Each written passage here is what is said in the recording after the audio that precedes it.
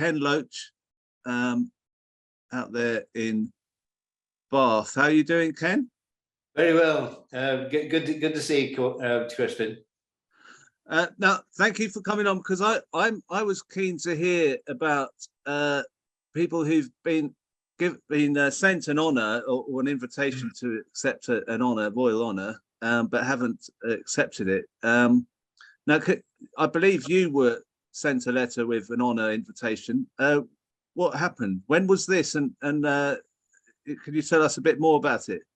Yes, I mean, first of all, I'm one of many people who have said thank you, but no thanks. And the other thing to make, I mean, right at the outset, Crispin, this is really important, that a lot of people turn it down, but a lot of people get an award who thoroughly deserve it. And if we had a decent honour system, they would be rewarded anyway. People who do fantastic work in the community, and I wouldn't say anything to undermine or undervalue their contribution. I mean, they're heroes. So many people get honours, and rightly so. But I got a letter in the late 70s when James Callaghan was Prime Minister, and I think it was the OBE. And I wrote being young at the time, I wrote a rather pompous letter back saying that it would, to accept an honour in the name of the British Empire would undermine the things we'd tried to say in the films we'd done up to that point. So I didn't hear any more. And I didn't talk about it for the reason I said I began with, is that I didn't want to seem to criticise some of the many good people who do accept. I mean, you mentioned the empire thing. I mean, why do you think they still, even now, the empire is long gone? I mean, why do they still have that empire word within it? What do you think that's all about? I think it's tradition, and many people still defend the empire and all this. And what it stands for. I mean, Gordon Brown, not so long ago, said we should stop apologising for it. So I think it's part of the tradition that the establishment wants to hang on to.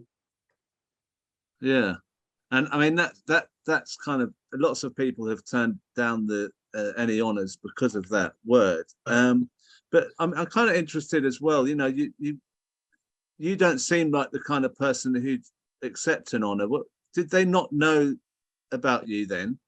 I don't know. Well, I think I think people think that if you do work about social issues, that means you're part of the social democrat mainstream, and without looking at the small print. And I think that was the case. I think it was well intentioned by some people in the Labour Party. It came, I think, when Callaghan's government was on the wane. But I mean, it is at face value, there are good reasons for turning it down. You look at the people who get the honours, apart from the good people we've mentioned. I mean, there are people who made fortunes in business, which means they've been exploiting the labour force to get the riches they do. They give money to charity, and charity is an essential part of Tory and right-wing Labour politics. But you look at the people who have got it. I mean, the latest appalling example was Blair getting a knighthood, but not the run-of-the-mill knighthood, but the Order of the Garter. This war criminal. I mean, execrable man. Lord Mandelson, with his dark arts that helped to get New Labour elected. The endless people who've got awards, all the royal families, the lords and dukes, it's a club, as we said before, it's a club you wouldn't want to belong to. So there are many good reasons for saying thank you, but no thanks. Do you think your work as a director, it would have been easier if you'd accepted it? I mean, if you were Ken Loach OBE, would you be able to get more? I don't think it makes a difference, really. I think the bottom line is if people will go and see what you do, even at a modest level, then people will, you'll find people who will say, okay, you can have another go and here's the money to do it. And we work at a very low level. The funding is mainly from Europe,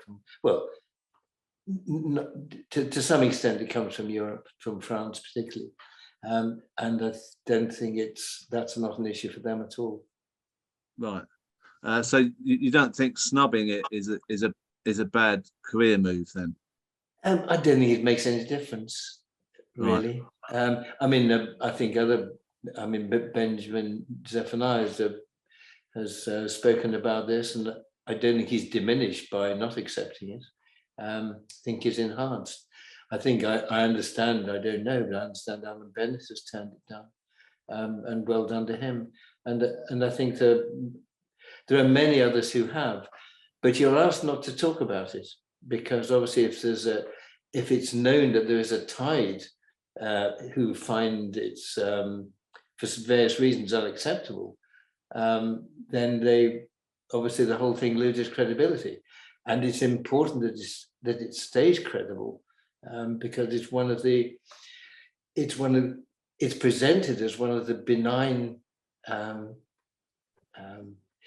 illustrations of our way of life, of our establishment. Yeah, I mean, the other thing is, it seems to me that it's been used politically. The honours system has been used politically. It's not about merit, as in many cases.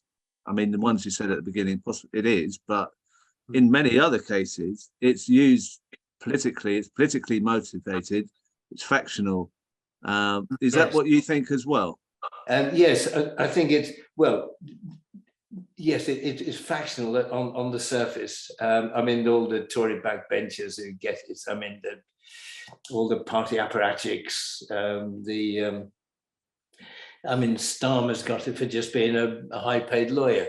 I mean, people get it because they do a well-paid job and they're in the public eye, and suddenly they're a knighthood. They've got a knighthood or letters after their name. But I think it goes deeper than that. I mean, I think for the Labour Party, for the right-wing Labour Party, particularly, it goes to the heart of their politics, the social democrat politics, that in order for us to defend wages and conditions and jobs, the boss has to make a profit. And in order for him to make a profit, therefore, when the chips are down, the priority are what business needs, not what working class people need. And the independent interests of the working class are sacrificed. Therefore, you keep on the side of business. One way I'm keeping on side is to give them a knighthood, put them in the Lords. You know, they do charity work, never mind where the money comes from, give them an honour, you know, and they'll vote for you and they'll support you and they'll contribute to your version of the Labour Party. And we saw that when Jeremy became leader. A lot of the wealthy donors left because they knew the Labour Party wouldn't serve their interests under Jeremy Corbyn as it did under the previous Labour leaders. So yes, it's used as for influence. People are given them to get their influence, to get them on their side, and they withdraw their funds when they feel that they won't be supported. It's tied into the whole fundamental principles on which our society is based, and we have to change it. Well, it's very good to speak to you on this, and to hear someone talk about what it is, the honour system, because we don't hear that on the mainstream TV and stuff. Thank you, Ken, for coming on, and I hope you have a good. Well, Crispin, I've got a question, mind. Who is Rachel Riley? I haven't heard of the woman, so I'm going to listen with great intent. Well, we're not talking about. We're not going to talk about her because we probably will get in trouble if we do. So I'll have to.